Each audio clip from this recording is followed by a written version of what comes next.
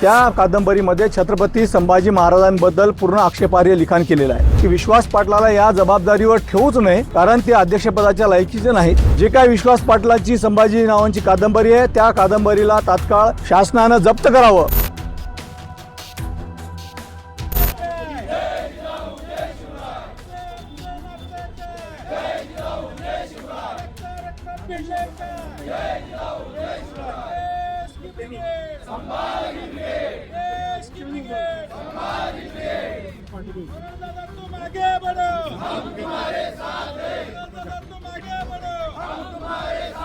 आज सातारा येथे छत्रपतींच्या भूमीमध्ये साहित्य संमेलन होते आणि त्या साहित्य संमेलनाचे अध्यक्ष विश्वास पाटील आहेत।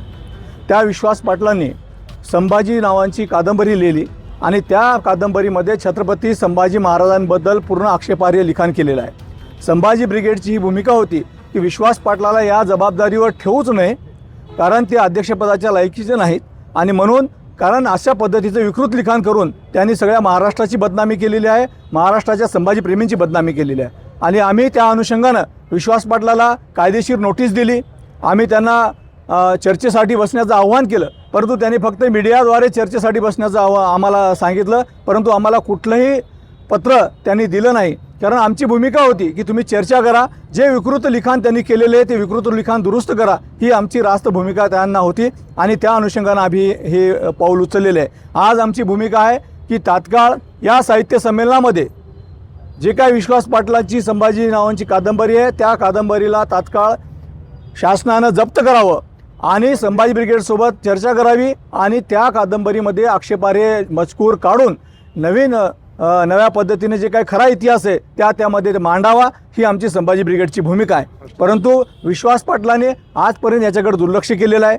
जसं जेम्स लेनने या महाराष्ट्रामध्ये छत्रपती शिवाजी महाराजांची बदनामी केली होती, त्याच पद्धतीने विश्वास पाटील जसं काय जेम्स लेनचे सख्खे मावस भाऊ आहेत, या पद्धतीने त्यांनी संभाजीराजांची बदनामी केली आणि संभाजी प्रेमी हे कदापि सहन करणार नाहीत। छत्रपती संभाजी महाराजांचा खरा इतिहास घराघरात गेला पाहिजेत, ही संभाजी ब्रिगेडची भूमिका आहे। म्हणून विश्वास पाटलांनी या साहित्य संमेलनामध्ये प्रशासनानं विनंती केल्यानुसार आमची विनंती आहे की साहित्य संमेलनामध्ये विश्वास पाटलांनी जाहीर महाराष्ट्राची माफी मागावी आणि त्यांनी आवाहन करावं की संभाजी ब्रिगेडने जे काही चूक लक्षात दिलेली आहे ती चूक दुरुस्त करूनच आम्ही संभाजी कादंबरी पुन्हा प्रकाशित करू, एवढी त्यांनी भूमिका बजावी, एवढं आमचं मागणं आहे। जर तुमची मागण्या मान्य झाल्या नाहीत तर तुमची भूमिका काय असेल? संभाजी ब्रिगेड महाराष्ट्राला सगळ्यांना माहीत आहे, आम्ही एक छत्रपती शिवरायांचे महापुरुषांची विचारांचे वारसदार आहोत आणि महापुरुषांच्या सन्मानामध्ये संभाजी ब्रिगेड सदैव अग्रेसर राहते।